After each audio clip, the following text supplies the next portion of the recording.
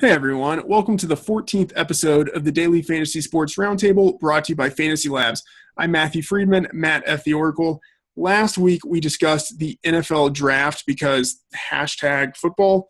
This week we're going to discuss PGA DFS and in particular the now controversial strokes gained. Let's get started. Joining us for his roundtable debut is Christian Drappi on Twitter at DFS Albatross. He provides golf content to Daily Roto. Albatross, Albert for short, welcome to the show. Hi, it's a pleasure to be here. Thank you for having me on.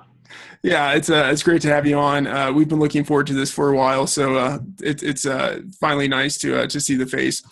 And then returning to the roundtable is Colin Davy at ADJ Baseline, as in adjusted baseline. He's the director of the PGA product at FantasyLabs and the two-time winner of the MIT Sloan Sports Analytics Conference Hackathon. Colin, I dressed up for you. I hope that you like it. Oh, absolutely, and I appreciate the introduction. I mean, like, had I known, I would have brought the trophy or something, but I've already pulled that really obnoxious card once, so I felt like one was enough. But, gosh, such a glowing introduction. Thanks, Matt. Well, I mean, I feel like I have to mention that every time, like it should be mentioned, like it like it's 3-6 Mafia saying, like, Oscar winners every single time. Like, I mean, I've given up on my acting career, so, like, I won't have Oscar winner, but, like, I guess Sloan is the next best thing. Yeah, exactly. All right, great to have you on the show. Let's jump into it. We are recording this on Star Wars Day, May the 4th. It will be released on May 5th or Cinco de Mayo, so we have a lot of reasons to celebrate, the most important of which is that we are having a PGA edition of the Roundtable. Although with only three of us, it's more of a triangle table, a tri-table. Boom, boom, nailed it. Sometimes this show is just for my own enjoyment. So anyway, we have two guests instead of three. The reason is that I believe we have two guests who have different perspectives on our topic, which is strokes gained and its importance to PGA DFS. Generally speaking, Christian is pro-strokes gained and Colin is anti-strokes gained, as he made clear almost 2 months ago in his first article for the site. Now, I'm sure that I'm being overly reductive with these classifications. We will have time in this episode to debate, but also have conversation that touches on the importance of data, the different fruitful ways of using it, and it's the manner in which those different ways inform each other. So, Christian, I guess the first question is just before we get too far down the PGA rabbit hole, can we just have a very clear understanding of what strokes gained actually is? How is it derived? What kind of data drives it? Sure. So I think before we talk about strokes gained, we should talk about a little bit about shot length, just to kind of explain what that is. In 2003, I believe, the PGA Tour started recording very granular data that took every single shot of each player. It gives coordinates of each shot, how far they are to the hole, what lie they're from, just kind of almost every piece of data you'd ever want. And they kind of did nothing with it for a few years. Right. And in 2008, this guy named Mark Brody came along, a very, very bright Columbia professor. He does a lot of work in finance, but also has this interest in golf. And he said, okay, I think I could do something with this. And he invented what's called strokes gained putting. Everybody knows what that is if you're listening to this talk, I think. But the definition of a strokes gained putting is, for a specific putt, right? I'm going to measure how many putts it should take a tour pro to make it into the hole from to the point he putt from. And compare that to how many it actually took him to hole out, right? And the idea is that this, does a better job than just counting number of putts, right? And that kind of was extended throughout the entire course. So if you're, let's say, 150 yards away on a par 3, it might take the PGA Tour Pro, 3.1 shots to hole out from there. Your amount of strokes gained is how many strokes it took you to hole out there, minus what, let's say, the baseline is for a PGA Tour player. So, it's motivated a bunch of new stats. And note that strokes gained is not the only way to measure or the only way to use the shot length data. It's just the most popular because it was kind of the first thing. So there's a difference between the data source and the actual method that is kind of used to capture value from that. You could make up a bunch of different other stuff, like the calculation we do for strokes gained is a little bit different than Brody's calculation, for example, or the one the PGA Tour uses. But the idea is that you're measuring a difference in strokes to hole out versus kind of what an average tour player should do from that position. Colin, any thoughts on that? Yeah, I think it's a great distinction. I mean, the shot link is the data, strokes gained is kind of the metric. I think that there's a little bit of a Xerox situation where it's like, no, Xerox is a brand of like a copier type of thing. Everybody just kind of assumes strokes gained and shot link are one of the same. But yeah, I think that's a decent summary of what the data is. And like the point is you can do a lot more interesting stuff with it, but the concept is the same. Better granularity of what type of shots each golfer is taking from every single location on a golf course. So you can kind of drill down and get more granular ideas of how good they are at specific components of their game, more than you get from traditional stats like driving distance, driving accuracy, GIR, etc. Mm-hmm. All right. So Christian, I guess a follow-up on this.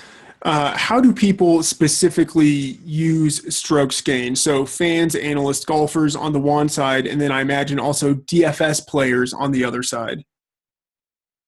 Sure. So people use it in a really, really broad, like really, really broad range of ways. And some of them I think are super legit, and some of them I think are like don't add any more value, or possibly like is worse than just looking at like scoring averages or like traditional stats, kind of whatever. Like on one end, you have people that kind of just like look at strokes gained averages and be like, okay, this is what they are. I like this guy. I don't like this guy. And looking at the numbers that the PGA Tour calculates for you, right, which is what most people are doing. I would say like, I don't know, well over 50%, but probably north of that. They're just looking at the PGA Tour calculations, right? Okay, this is a strokes gained tee to green. This is a strokes gained putting. These are my decisions, and I don't think that's the right way to use it. I think that's basically the same thing as using scoring averages. Except for breaking down putting and non-putting, right? The idea is that putting kind of has more variance, there's a little more lock-in putting than tee to green play, which has just more straight signal. We use it in a different way, right? We kind of break down strokes gained kind of in every part of the course. We also do additional stuff with shot link data that is not anything related to strokes gained at all. So yeah, it's so many different ways you could use this. But I think most people are kind of just glancing at these PGA Tour calculations, which I don't think are the real value of strokes gained. I think that it's a much deeper thing than just these two numbers that site calculates for you. Mm-hmm. Colin, what do you think about the way that people traditionally use strokes gained? Both, I guess, fans of golf, but then also people who play PGA DFS. I think the PGA Tour has been really great about kind of making strokes gained their most marketable metric that they've ever heard, to the point where I don't even know a time where it didn't exist, but now it's kind of that saturated. I think it's the idea of stroke gain or even shot link data can be used by like a lot of people. Like I know Snedeker and Horschel have their own stats guru guy that like picks apart shot link data. That outfit 15th Club that helped Danny will it win the Masters. They use it for all sorts of like descriptive analytics, which are a whole separate thing than I guess more predictive analytics, which is the core of DFS. You want to predict what's going to happen. I agree with Christian that most people probably just take whatever is there on PGA Tour's website and plug it in and say, I'm going to weight this 40%, I'm going to weight this 20%, without a whole lot of regard to what is the optimal weighting, how did you come up with those numbers, what is the metric behind that. Interestingly enough, strokes gained tee to green, strokes gained putting, those are aggregate numbers over a tournament and not on a per round basis, which like if everybody did the slightest adjustment about divide your strokes gained numbers per round, you'd probably get more predictive stuff out of in the long run, but people can't even be bothered to do that. So I agree that there's kind of a lot of shortcut use where people kind of take the factory settings strokes gained and kind of plug it in without any critical asking of, okay, what is this metric? What else can we do with it? Or even the raw data. Mm-hmm. All right, well, Colin, so you just mentioned there the difference between sort of descriptive and predictive data, and you've argued that most of the predictive value of strokes gained, at least in a DFS context, and that might be important here, could be approximated by using adjusted forms of conventional data. What is the traditional data that you use, and what are the adjustments that make it so functional for you? So the traditional stuff that we have, and this is the core data that drives all of our player models and FantasyLabs, it is just your strokes per hole and your traditional statistics like driving distance, driving accuracy, GIR, all of that stuff. The difference is when we talk about adjustments to those data, it's always it's not just vanilla driving distance, it's driving distance relative to the field at each tournament. Everybody knows that not all tournaments are created the same. Some are harder courses, some have easier weather conditions, and you just get so much variance in terms of just playing conditions and difficulty from week to week. And if you normalize each of those traditional stats according to what they were at that tournament week to week, that tells you how everybody is doing relative to the field in each of those categories. And I think that's what a large value of something like strokes gained gives you. It's how's everybody doing relative to the field. And that adjustment is a tremendous source of value. And my point is you can do that with traditional metrics as well, not just shot link data. And I think that takes care of at least 80% of the value of strokes gained over just raw numbers. Christian, any thoughts there? Yeah, I think Colin's right on there. I think it does take care of about 80%, maybe even a little more of the value in terms of predictions. I think that where the strokes gain comes in, why I really like it, is that I think it's helped us go from capturing around, 85, 90% of it to a little more, right? And in DFS, every edge counts. I think that kind of some of the other stuff you could do, but if you have a map of the entire course where people are hitting shots from, you can think about stuff like, well, how does this course actually map out spatially? How wide are fairways? Like, how much can we quantify exactly how much driving accuracy matters now that we know this fairway is 35 yards wide and the average fairway is less, maybe, right? Kind of just really kind of nuances like that, like how many bunkers are on this course. That kind of helps weight, how much we care about, how many strokes someone gains from the sand. Just like very kind of nook and cranny type insights that I think can boost your model and give you a little more edge than everybody else. Mm-hmm. All right. Well, you just mentioned there kind of specific courses and the benefits that this data can bring to the analysis of courses and the I guess the nooks and crannies that they have. Do you see any areas for improvement with strokes gained? So, for instance, are there specific courses or contexts, I guess, types of courses in which strokes gained doesn't work as well as you would want it to? Yes. Well, I wouldn't say as well, but I'd say relatively worse, right? So here's like a few good examples, and for different reasons. So the Puerto Rico Open, for example, a lot of the players that are playing there, right, we didn't have much shot link data at all. So it just like we threw it out that week. We're like, hey, like this is probably going to hurt us more than it's going to help us, and we know that. And like we just shouldn't use it. And also, there's no information on this course that comes at a granular level. Why would we even try to use this, right? It doesn't make sense. But a great situation where it helps a lot is you have these like weird courses, right? Like we had a few weeks ago at Heritage, for example, right? Where like these guys have to like lay up their tee shots and hit. It's like really like a shot maker's course where like just the way the track sets up, like you have like all these approach shots coming from like 150 and 200, just because that's the way the guy designed the course, right? That's the way Dai wanted to do it. And then you realize, wait, guys that are really good from this distance, I should like them a lot more because I have a ton of data on how good these guys are from this distance. I know that they're not going to hit any shots from 100 because it's like just it's impossible, right? There's going to be one or two shots each round from 100. So that's like a significant advantage I think we have by looking at this data. Colin, what do you think about that? About that potential edge that strokes gained has? I've said a million times that if all else being equal, if they're both available, shot link and strokes gained or shots gained, whatever, it's shot link data, whatever we're calling it, will always be better than conventional data. From conventional stuff, I don't know who's good at mid-iron play, who's better at putting from 40 feet outside. And there's absolutely informational edge to incorporate that into the process. More information is always better. You're never going to hurt yourself by including additional information. And yeah, there is some edge to be found in terms of incorporating that additional stuff. You have to weigh that against, I guess, the availability of said data. And I guess like the whole reason that I don't have any of it in player models is it's in terms of, and also keep in mind that Kristen and I are doing slightly different things. Like Kristen's doing straight up projections, which is just, here's your average expected points. We at FantasyLabs provide essentially like build your own models and sliders on a data source. So it's not quite the same thing. So with projections, you have a lot more room to like get as complicated as you want under the hood, incorporate things with varying sample sizes, and just bet at a single number.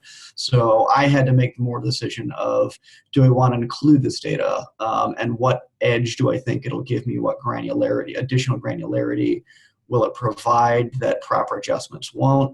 And I thought the trade-off between simplicity and edge was not enough for me to warrant that data, given the type of product that we were going to make. Mm-hmm. All right. Well, this is a follow-up question that's not on the script here, so I'm throwing you a curveball, but I imagine you can hit it out of the park.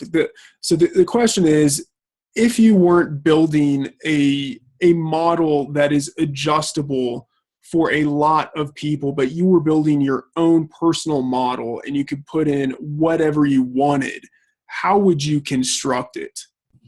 I'd probably start with something very similar to them doing now for FantasyLabs, which is kind of, you start with the most widely available course data and optimize it around that. And then if you want to bring in that granularity, because the complicated thing with granularity is it's available, it's more sparsely available, you kind of include that as your supplementary.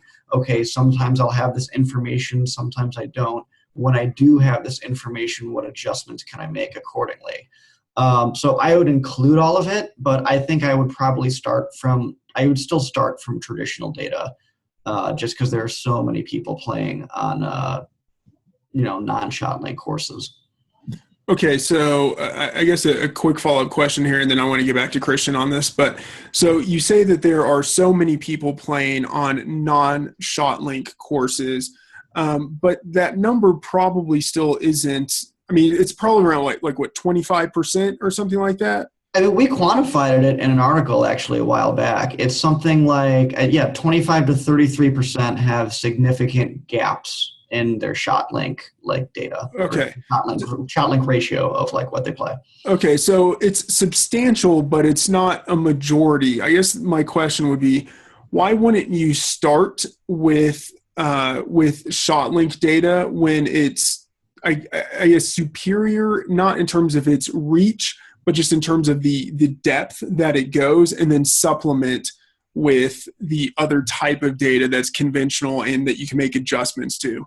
Because I prefer to start with breadth over depth when you form kind of your base approach. I guess the ridiculous extreme analogy in another sport would be something like tennis, where you could just as easily ask me, when you're coming up with your all-encompassing tennis rankings, why don't you start with Hawkeye data and then build out with generic match results from there? Well, Hawkeye is available on less than 1% of tennis courts across the world, and there are so many more matches being played elsewhere. So it's kind of a judgment call of that trade-off of depth versus breadth. Like at what point would a data source become so unavailable but incredibly rich that you would not want to make it your base? And that's kind of like somewhere between an art and a science in terms of making that decision. I came from doing tennis before I got this, and so kind of my background is trying to squeeze blood out of a stone and kind of working with really coarse data and just working with that. So that's my preference, and just from intuition, I've always felt like whatever granularity that you lose from not incorporating stuff like shot link and making that your base, you'll more than make up for in a DFS type setting, because like the range of players for which you've optimized is like way more. Like you gain back those 25% of players that like you might have to fill in with proxies otherwise. So that's the end of the trade-off that I fell on. Mm-hmm. All right. So Christian, the question that I asked Colin earlier, if you were building your own personalized model and can put whatever you want into it, I'm imagining that you do have something like that because you are making projections. What are the factors that you really prioritize in your model? Like, what is it that is the backbone of your model? So the reason I kind of started this product is I did have my own model. So I guess that's not a theoretical question, which is nice. But yeah, so to go back to what Colin was talking about first, if I had to choose between traditional and strokes gain data, and I couldn't use both, I'd probably use traditional because it's going to have gaping holes in 25% of the field, and there's going to be all these European values that are on each slate, and like you need to play them sometimes. So yeah, you can't miss those. But the best approach I think is use both, which is I think what I do, right? And the kind of cornerstone model is adjusted scoring averages, driving distance, and strokes gain data from each point on the course, as well as information about that course that comes from both shot length data and non-shot length data. So yeah, kind of all of it goes into it. Yeah.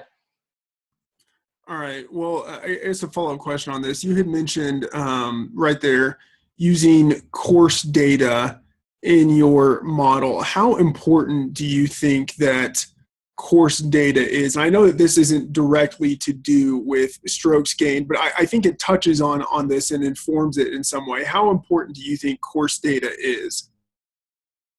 I think it varies based on the week. Like this week, we have a course that plays pretty long, but otherwise, like, isn't that quirky?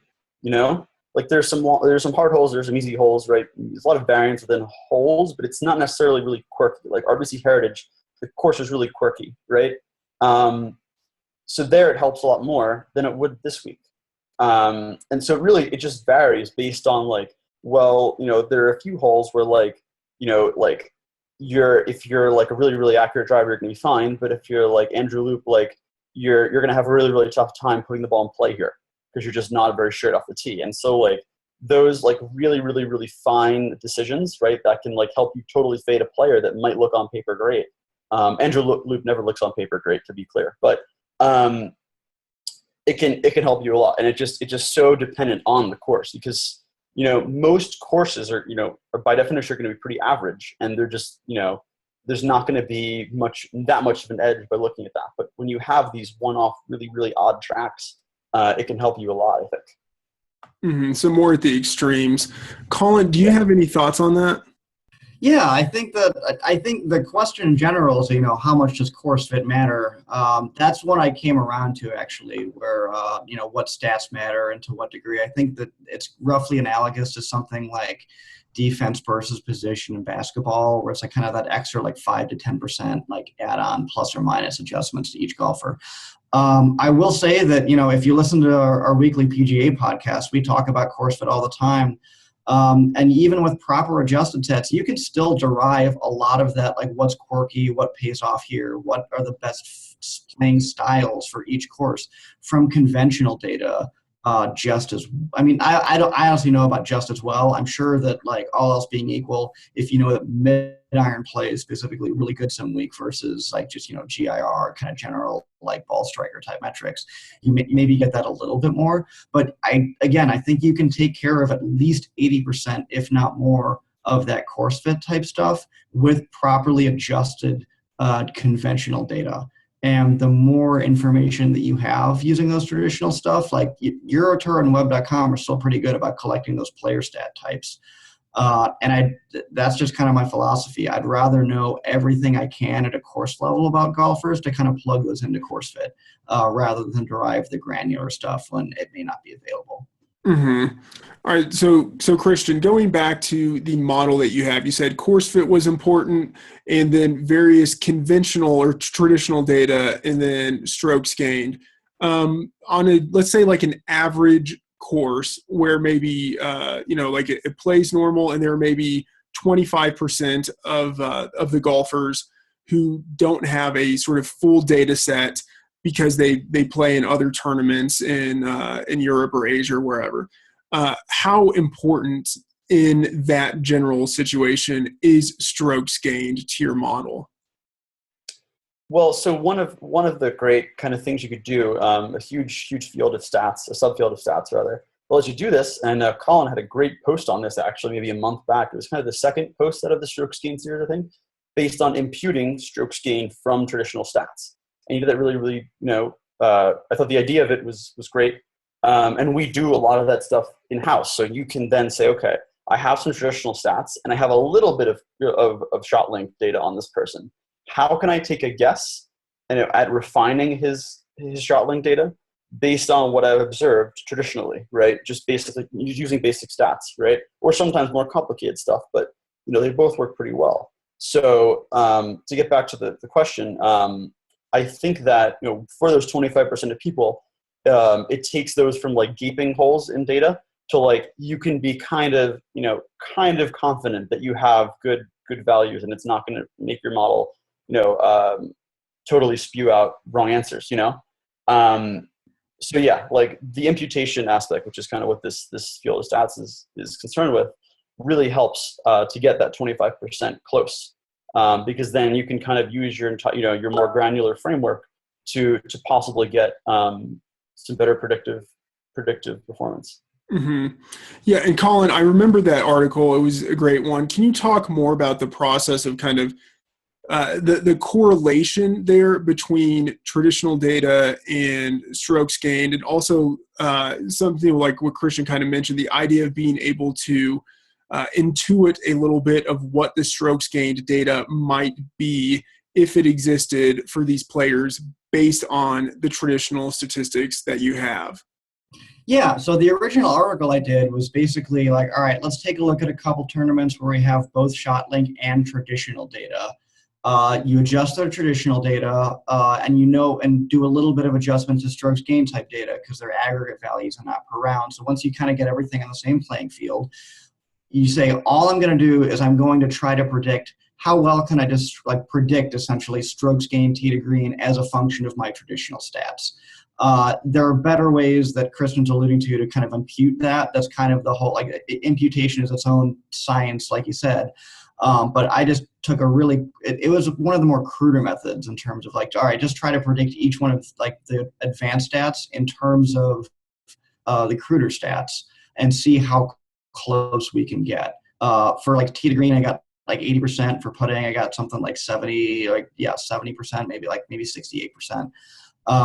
And yeah, I think that is the way that you would do it. Like if your stuff is built around ShotLink, you would basically have to fill in with proxies. Like you basically take like your Eurostats or whatever, and you have to basically decompose that and come up with like synthetic strokes gain estimates. I could have just as easily done that for FantasyLabs, but like in terms of, when you're doing something like linear sliders and weighting your own, that's kind of what comes first, the chicken or the egg. And I'd rather not confuse people by having this blend of synthetic and like actual ShotLink type data. Why not just keep it all adjusted so there's no confusion about what the data sources you're doing.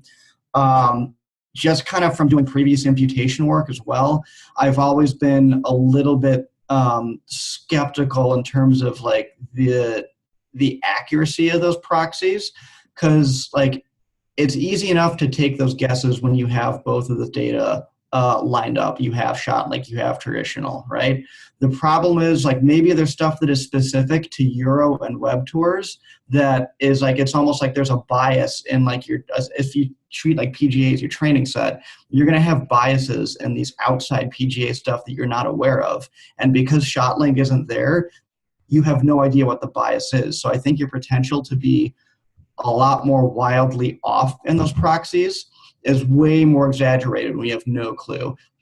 Kristen, I'm sure your stuff isn't way off, don't get me wrong, but like just like in terms of my spidey sense of like where would my danger zone be, what would I like be least confident in, it was my ability to fill in those proxies when I'm running completely blind in terms of like what those biases might be. Because if you got your data blinders on, I have no intuition about how the web.com tour plays differently or how the Euro plays differently.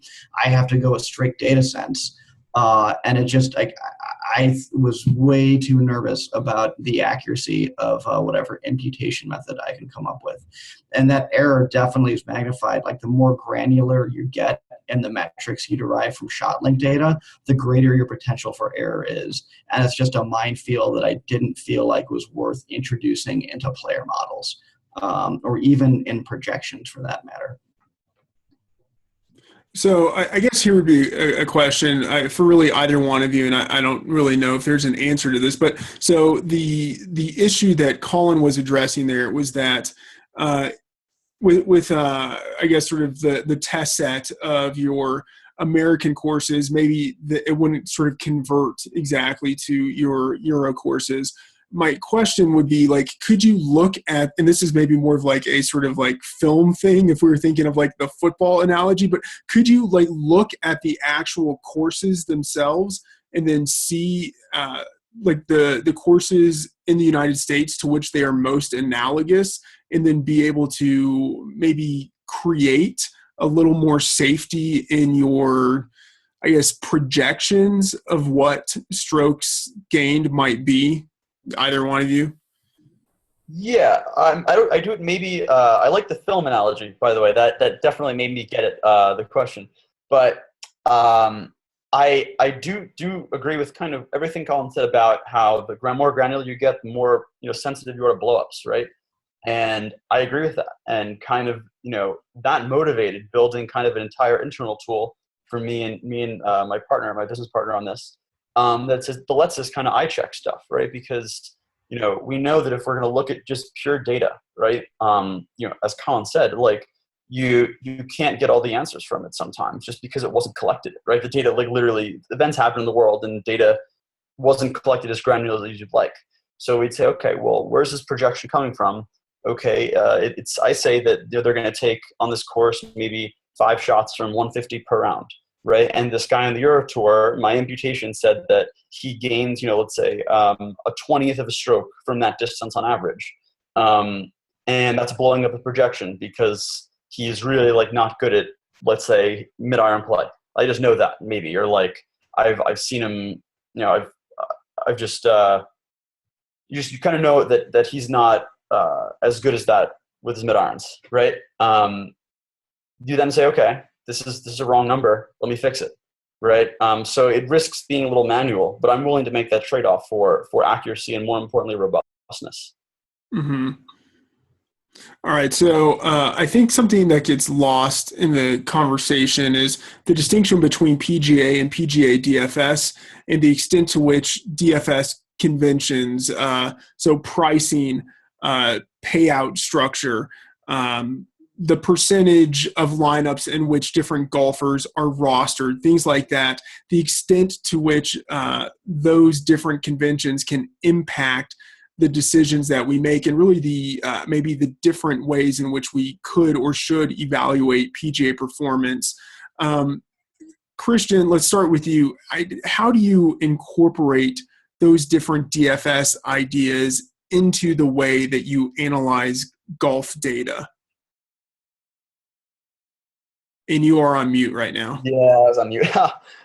Good catch for me. So kind of our philosophy, right, from the very beginning, we've always done this is, okay, let's try to simulate golf tournaments, right, and then price DFS players and project them from how DraftKings would price, or how DraftKings gives DFS points to actual golf tournaments as they happen, right? So let's first try to replicate the actual world of golf as good as we can. And we can't do it perfectly. It's impossible, right? Like there's no way that our idea of the probability distribution, there's no way that our conception of that is going to be the true probability distribution. There's going to be model error, right? It has to exist. But, the idea is let's model the real world as closely as we can. And then, DFS that, right? By saying, okay, well, DraftKings gives this many points for birdie. Let's, sum up all of that. There's kind of more game theory considerations, right? Like, ownership and whatnot that kind of goes into it as well. But definitely it is good about DFS golf that kind of your performance on the course more or less will reflect your performance in DFS, with perhaps too much of a penalty for the guys that missed the cut by a stroke. But overall, it does a pretty good job, I think. And, the birdie stuff too. Those are kind of the two big differences between DFS and reality, I think.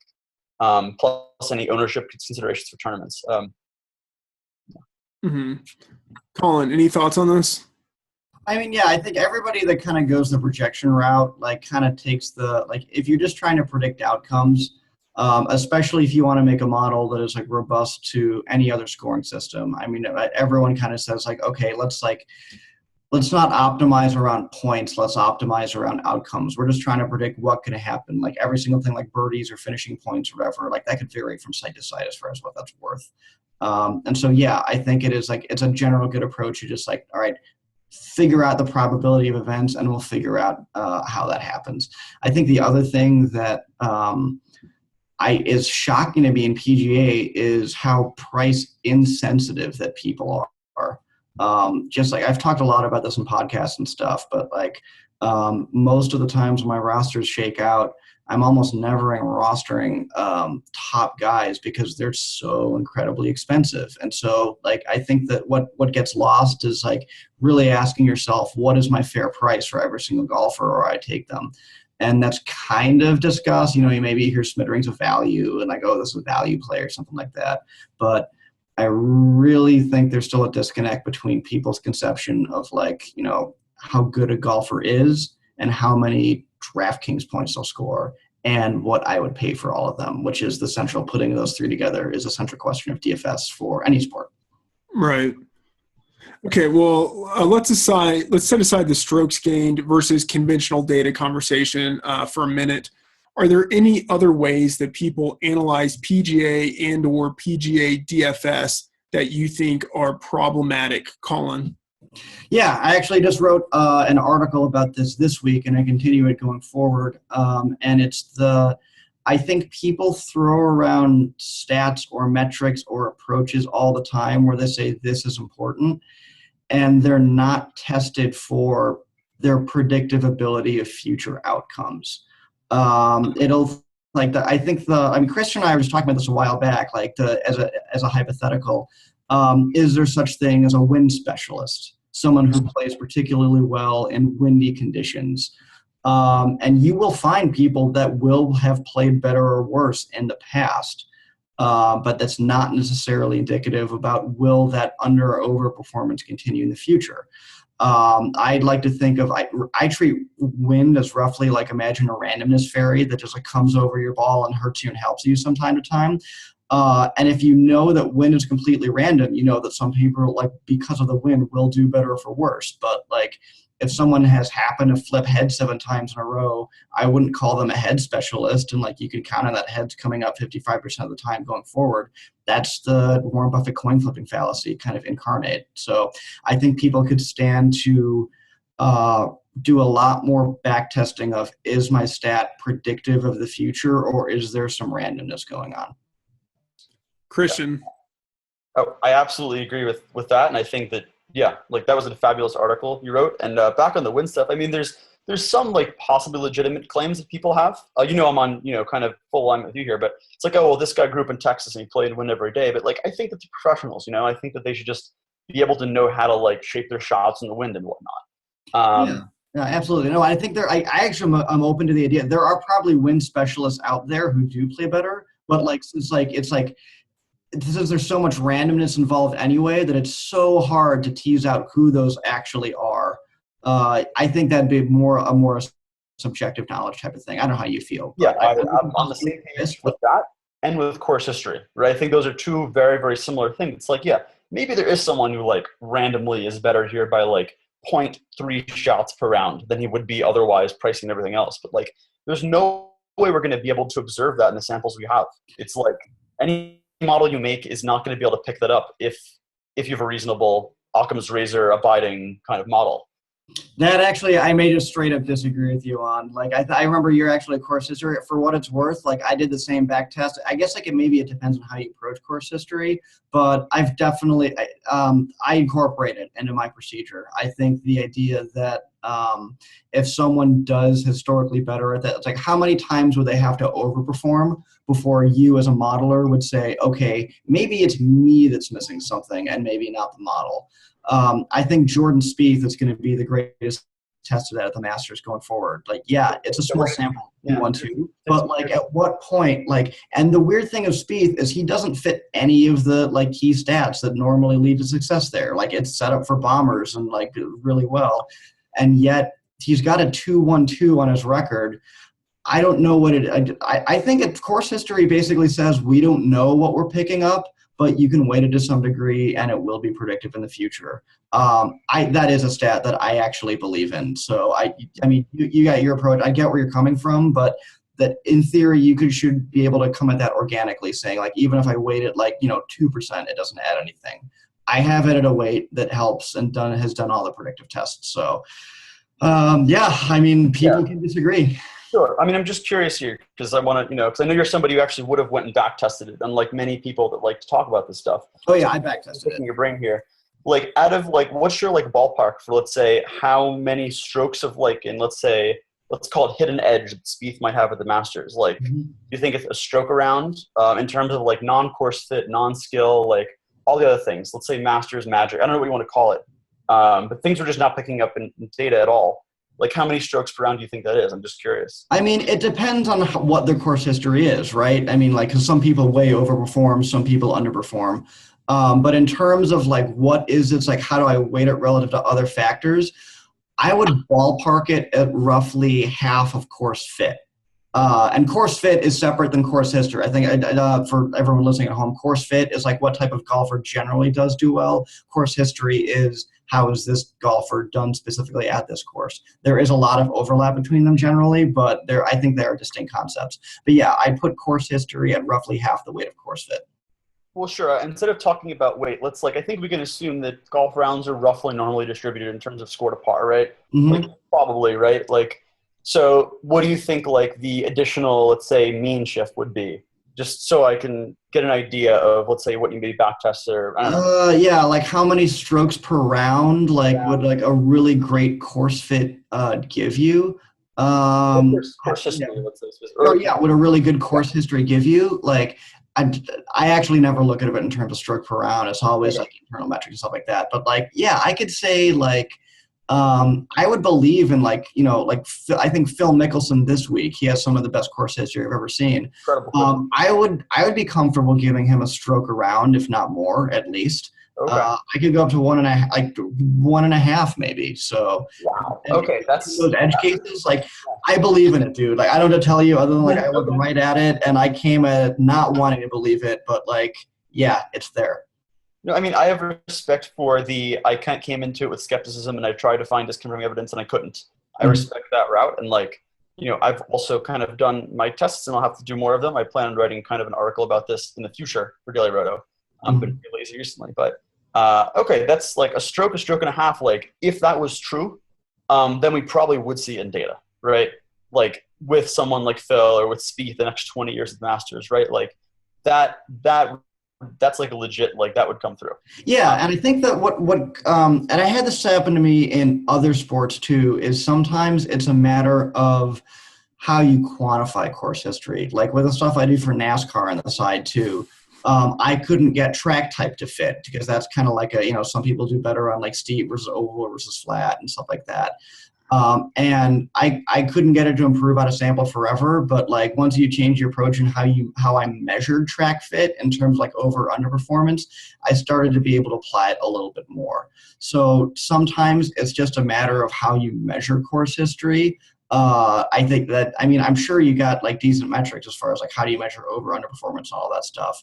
But I'm kind of coming at your stuff from afar. I don't know the nitty gritty of your process, but I would look at the way that you're measuring course history and that boost. Cause like, I've seen it in the data using my approach. That's okay, cool. Hey, we're looking at the same data. So for the most part, for at least this type of stuff. But yeah, like, there's definitely an asymmetry with like, well, if I'm looking at it and I can't find, doesn't mean it's not there, right? No, yeah, I believe that entirely. Yeah, that's model hubris at its worst, and people could stand to have a lot less of that.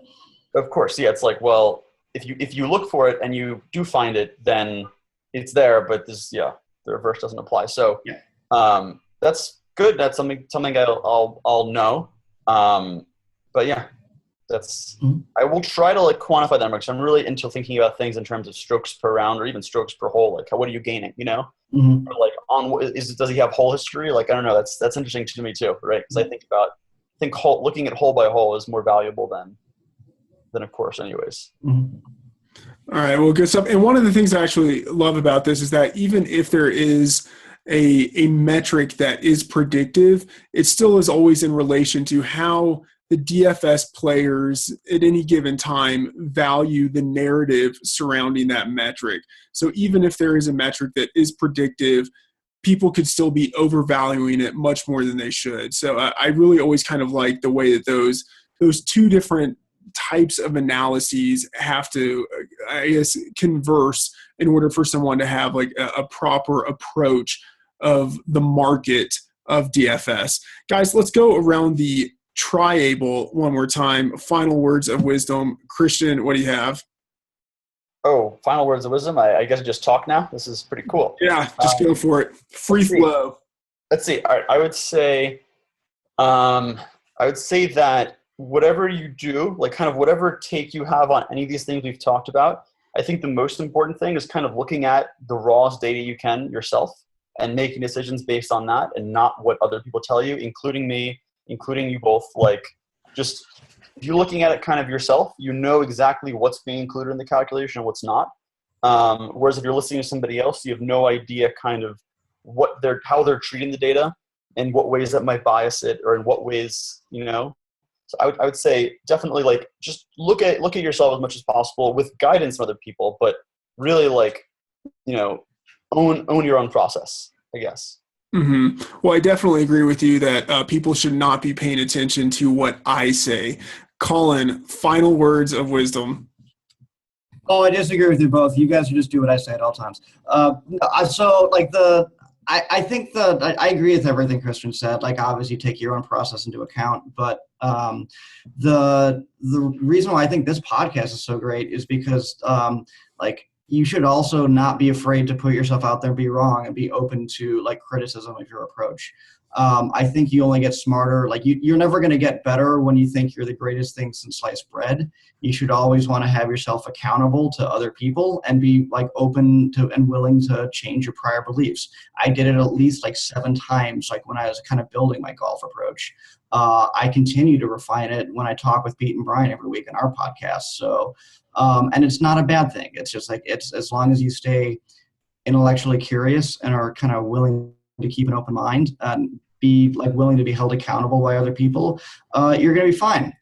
Golf's a lonely world in terms of the analytics crowd. So it's kind of tough to, you know, have these types of conversations and kind of get that at high level and maybe disagree over something substantial, but like coming at it from a good spot. That's why I'm thrilled that Christian could make it here, just because, you know, it's a small world. And I think it's important to have these kind of discussions. All right, good stuff, guys. Thank you so much for being on the show. We've been speaking with Christian Drappi and Colin Davy. You can follow them on Twitter at DFS Albatross and ADJ Baseline. And you can follow me on Twitter at Matt F. The Oracle. I'm Matthew Freedman, and this has been the Daily Fantasy Sports Roundtable brought to you by FantasyLabs. Thanks for tuning in.